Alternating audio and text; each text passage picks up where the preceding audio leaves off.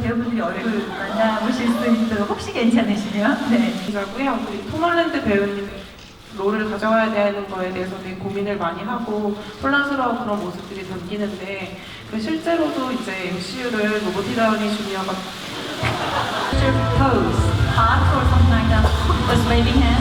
Firstly, thank you so much for coming today.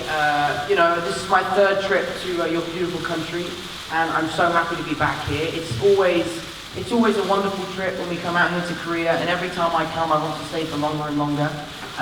You guys were so kind to us when Spider-Man Homecoming came out, my first Spider-Man film. Everyone here in Korea was so supportive, so thank you. 감사합니다, and I hope you enjoy Spider-Man Far From Home. I've actually been to Seoul before, and I've actually filmed a movie in Korea with director Bong Joon-ho, who is incredible, and I love it here. The people, the food. It's amazing to be here and amazing to be a part of this movie, and it's particularly great to be here with Tom. So thank you for having us. 배우분들이 얼굴 만나보실 수 있도록 혹시 괜찮으시면 네. 이고요. 우리 톰 홀랜드 배우님 롤을 가져와야 되는 거에 대해서 되게 고민을 많이 하고 혼란스러운 그런 모습들이 담기는데 실제로도 이제 MCU를 로버트 다우니 주니어가 인스타그램에 안 올려주셨으면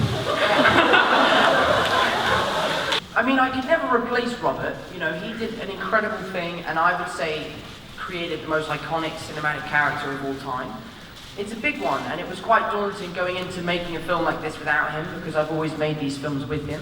But you know, this film is about Peter Parker and Spider-Man realizing that he's no longer the friendly neighborhood Spider-Man, he's the friendly world-saving Spider-Man. Yeah, it was a little scary doing it without Robert, but I'd give him a call every now and then and ask him some advice if I needed it. So I wasn't totally alone without him. Can I take a picture? But could we turn the lights off? And then if you guys all do the flash, just for a picture, it'll be really cool, I promise. So can you turn the lights off really quick? Sorry. 딴 데는 안 되는데 네. 저도 이런 또 촬영은 처음이네요. 네. 감사합니다. Thank you. 네, 감사합니다. 인사까지 해주시면 시간을 불키고 계속하도록 하겠습니다. I never really knew how much I would enjoy wearing spandex. It really truly is an honor to be not only amongst these classic characters and all of the characters that we've grown to love in all these films, but also the plethora of incredibly talented actors, people who I've known throughout my career actually, and now to join them in this world is really a wonderful dream come true. And it's a big responsibility. They're huge films, and the thing that made it a lot easier, I have to say, is working with Tom and having it be so fun, and us just really enjoying having a good time together. It was awful.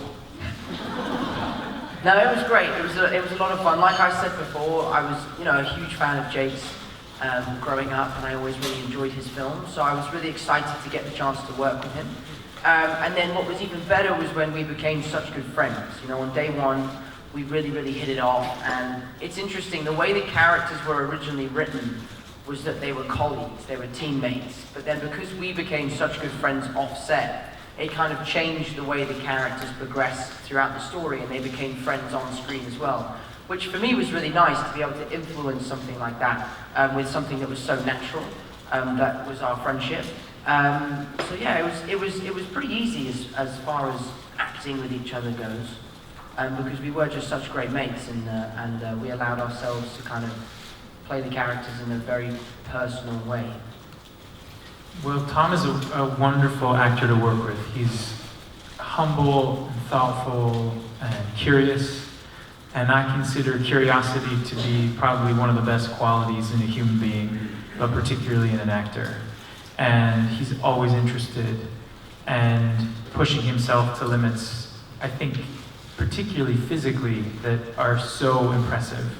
I have an expectation of a younger generation to not be as devoted to their craft as mine, but he is more than devoted. He's almost obsessed. with it, and I adore that about him. And so we got along so well, and I hope we can do it again. I think it's only really a good thing. It's really helpful, you know, to be able to kind of exercise yourself in this character in a smaller role in a bigger film, and then be able to bring the character to life again in your own film. It's an interesting thing having a character arc in a film, but a character arc that exists in other films as well. Yes, well, Director Bong is busy because he's had so much success with Parasite, so he's not returning my calls anymore. But no, he is actually, even with all how busy he's been and with his success, he's been a friend for many years before we even worked together. And he's really one of the loveliest directors and most talented directors I've ever worked with. He's just a kind man, also generally. And I called him up and asked him if he would recommend a place to have dinner for me and Tom, and he did. He emailed me back, and we had dinner there last night at the restaurant that he recommended. He isn't the finished article, and he's not the perfect superhero. And I think that's what makes him so lovable, is that he's relatable. No one in our world is perfect. It's just not possible. And I think he represents everyone in that way. You know, Tony Stark is a billionaire, Thor is a god, Captain America is a super soldier, Peter Parker's just a kid, you know, and everyone can relate to being a young teenager, to falling in love for the first time, to having friends, to going on vacation. So there's so many different things in this film that people can relate to, and I think that's why people connect to this version of Peter Parker so much, because they see a little bit of them in him, you know. I agree with Tom. The heroes we know in reality